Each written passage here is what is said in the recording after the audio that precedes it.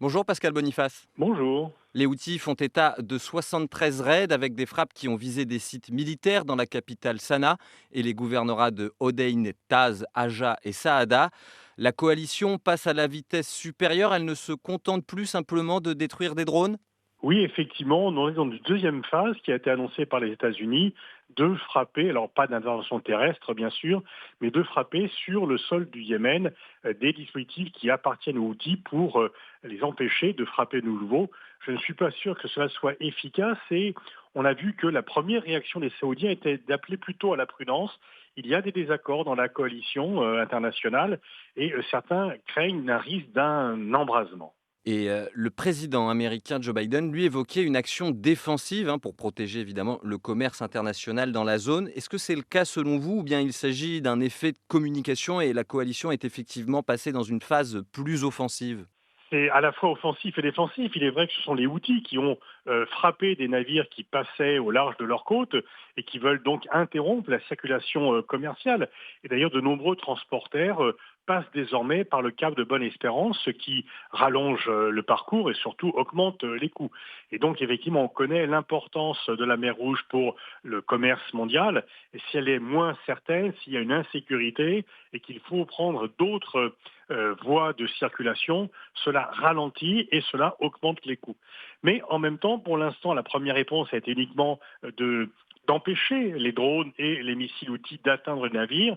Là, les Américains et la coalition internationale, auquel tous les Européens ne participent pas d'ailleurs, parce qu'il faut noter que l'Espagne a refusé que l'opération Atalante qu'elle dirige puisse faire cette mission, et donc c'est une mission particulière, une coalition particulière à laquelle l'Espagne n'appartient pas, parce qu'elle veut aussi, elle, protester contre ce qui se passe à Gaza. Mais le risque, effectivement, c'est que ces frappes américaines ne suffisent pas à empêcher les outils de frapper, et qu'au contraire, ces derniers intensifient leurs actions en mer Rouge. Des pays ont condamné ces frappes, c'est le cas de l'Iran bien sûr, mais aussi de la Russie qui dénonce un mépris total du droit international par les anglo-saxons. Vous évoquiez l'embrasement de la région. Est-ce que justement, comme on le craint au nord d'Israël, à la frontière avec le Liban, la mer Rouge peut devenir un nouveau front dans la région? Est-ce que d'ailleurs ce n'est pas déjà un peu le cas? C'est un peu le cas, mais pour l'instant avec une très basse intensité. C'est gênant, mais il n'y a rien d'irrémédiable qui est fait. Que la Russie dénonce la violation du droit international peut paraître amusant dans la mesure où elle-même a gravement violé le droit international en attaquant l'Ukraine, mais on voit bien là que les condamnations par la Russie et l'Iran sont le fait qu'ils sont dans une coalition anti-américaine, et effectivement que l'Iran n'est pas, les Houthis ne sont pas uniquement une courroie de transmission de l'Iran, ils ont leur agenda autonome et leur agenda national yéménite, mais ils sont néanmoins très liés à l'Iran. Pour le moment, effectivement, ces condamnations sont logiques, sont attendues. La crainte, et vous l'évoquez dans votre question, c'est qu'il y ait une attaque du Hezbollah contre Israël ou que ce qui est pour l'instant plutôt des escarmouches, des tirs et des agressions réciproques mais qui sont contenues et qu'il y ait un engrenage qui fasse dégénérer la situation entre Israël et le Hezbollah. Mais pour l'instant, la plupart, et si ce n'est la quasi-totalité des observateurs, estiment que le Hezbollah ne prendra pas le risque d'un affrontement général avec Israël, qui pourrait bien sûr faire très mal à Israël, puisque le Hezbollah est une milice qui est 10 à 15 fois plus puissante que le Hamas, mais en même temps, Israël a averti que les représailles sur le Liban seraient terribles. Les Libanais ont en mémoire les dégâts commis par l'armée israélienne en 2006, et si le Hezbollah engageait le Liban dans une guerre, il perdrait de nombreux appuis au Liban, et un peu comme les Houthis, le Hezbollah est à la fois un allié de l'Iran, mais également, et peut-être même avant tout, un mouvement national libanais, et le Hezbollah ne veut pas perdre son influence au Liban. La France, pays membre de cette coalition, affirme que les Houthis portent la responsabilité de l'escalade régionale. On ne semble pas aller vers une diminution des tensions, à part la fin des bombardements sur Gaza, ce qui ne devrait pas arriver tout de suite en tout cas. Les pays occidentaux disposent-ils d'autres moyens de pression sur les Houthis?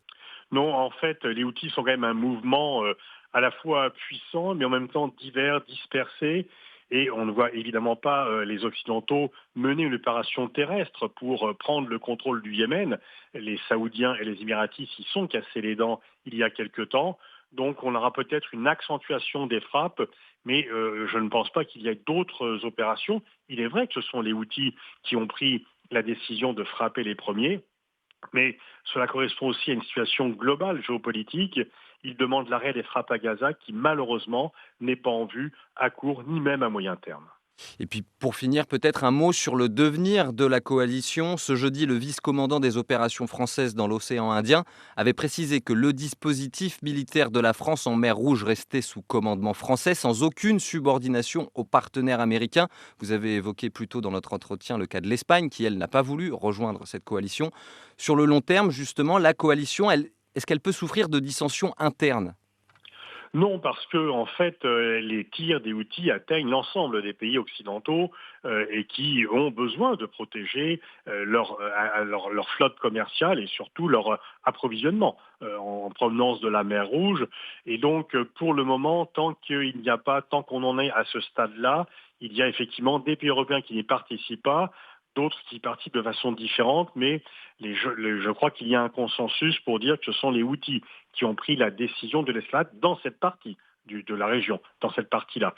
Et donc, si les choses en restent à ce stade d'attaque, à ce stade d'activité militaire, la coalition devrait tenir. Merci beaucoup Pascal Boniface d'avoir pris le temps de répondre à nos questions. Merci à vous. Et très bonne fin de journée.